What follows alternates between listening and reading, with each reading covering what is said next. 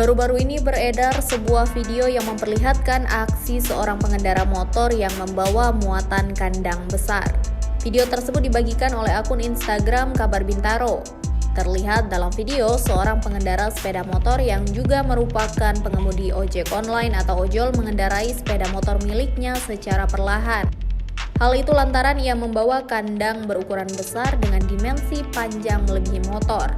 Sontak video tersebut viral dan mendapat beragam atensi dari warganet.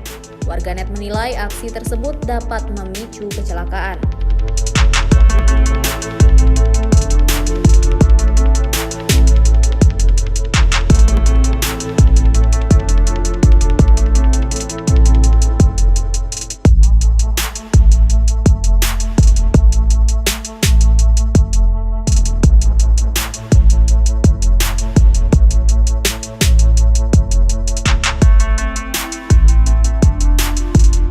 Terima kasih sudah nonton.